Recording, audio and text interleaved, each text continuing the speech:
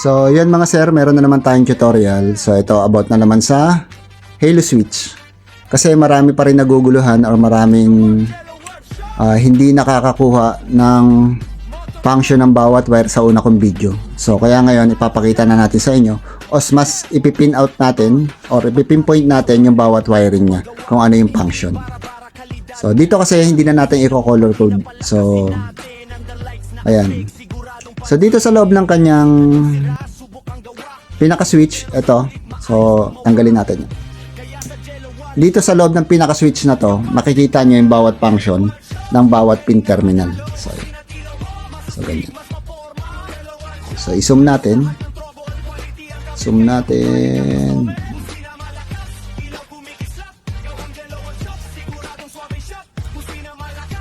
Ayan. Medyo malabo lang, no? Pero ayan, NC, makikita nyo ito. NC. Ayan, NC. Ibig sabihin yan, normally close. Itong taas na to. So, normally close. Yan may power once na naka-energize yung atin common. So, automatic yan. May power na kapag naka-energize yung common o sinusupplyan na natin. Tapos, itong nasa gitna, normally open. So, ito naman, may power lang kapag pinress na natin itong pinaka-button niya. Yan. Kapag pinress natin yan, magkaka-power na yung kanyang normally open. Itong nasa gitna, mga sir. Tapos, ito nasa kabila,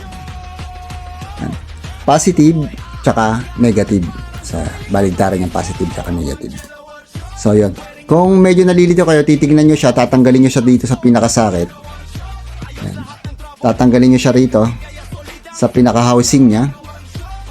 Tapos, tingnan nyo yung likod. So, i-zoom in nyo na lang. Kung malinaw ang mata nyo, makikita nyo naman yan. Kung medyo malabo na, katulad ko, yan. Kailangan nyo na i-zoom in, gamitan ng cellphone. So, ayan.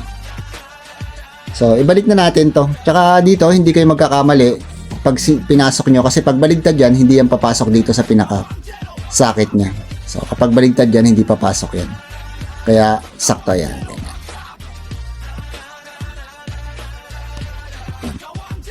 So, ganito na yung itsura niya sa likod. So, etong color yellow, so, eto yung common. So, eto yung pinaka nagsusupply papunta sa output. So, ang output niya dyan, ay itong kanyang normally close tsaka tong normally open. So, yan yung output niya. Ito naman yung source, yung common. To, itong nasa taas, normally close. Tapos itong nasa gitna, normally open. So, yan. Ulitin ko, ano ba yung normally close? Yung normally close, once na naka-energize to, or sinupplyan mo ng power, negative or positive, meron nang lalabas dito sa kanyang normally close na terminal. So, itong wire na to. So, si normally open naman, gagana lang once na pinindot mo to. So, yan. Ulit na natin para mas malinawan nyo. Tapos, ito, color red. So, positive. Tapos, ito naman ay negative. So, yan. So, ilalagay natin to sa positive. So, accessory wire. So, tingnan nyo. So, meron tayong supply dito. So, yung common, itong common, ilalagay ko sa positive. So, para mas maintindihan nyo mga sir. So, yung common, sinuplayan na ng positive. Tapos, itong kanyang normally close, ilalagay natin sa isang wire or sa isang output. So, itong color pink na LED na to. So, yung isang LED nakalagay sa negative, tapos yung isa positive, susupplyan siya ng normally close. So, ito yon. Ito yung sinasabi natin sa inyo. Ayan. So, makikita nyo, may ilaw na agad siya. So, yan yung sinasabi natin na pag nasupplyan yung common, iilaw na yung normally close. So, yan na siya. Automatic yan. Halimbawa, inon may susi ng motor mo, may ilaw na agad siya once na na-energize ng positive tong common. So, tapos ito namang color black, lalagay natin sa negative or ground. So, negative or ground yung black wire. So, siya yung negative. Ang silbi naman itong negative na to, para yan sa pinakailaw nitong ating switch. So kasi itong halo switch, pag pinindot mo, may ilaw yan. So ayan. Yung ground nasa negative or negative nasa ground. Tapos itong ating positive, tsaka itong ating normally open. So pagsasamahin natin yan yung nasa gitna, at tsaka itong positive.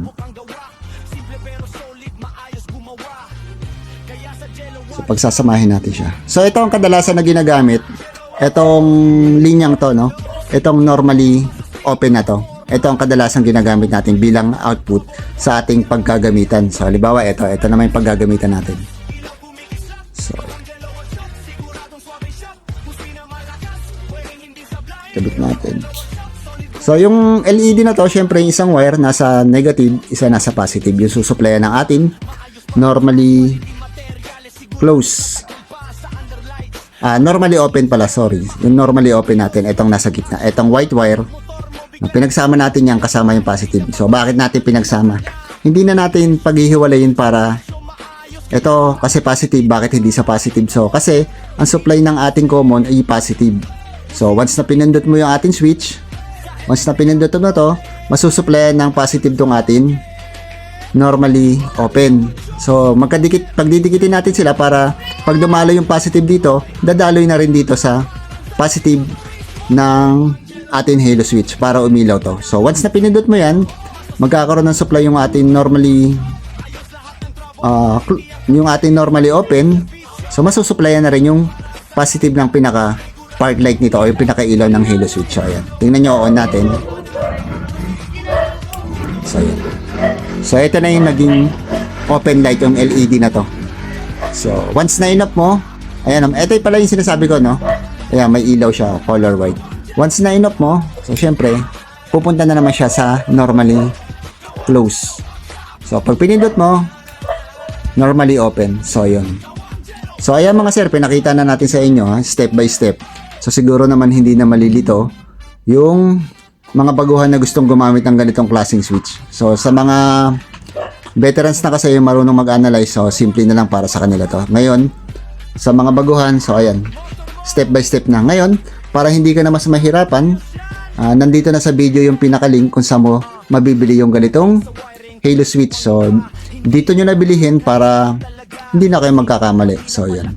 So, para hindi na kayo mag-a-analyze ng bawat wire na. So, ibig sabihin, parehas na yung wire na mabibili nyo sa link na binigay natin. So, yan mga sir.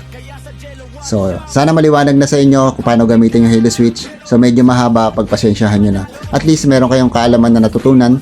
So, ayan. At hindi na kayo malilito or maliligaw sa paggamit ng ganitong klaseng switch. So, yan mga sir. God bless sa ating lahat and ride safe.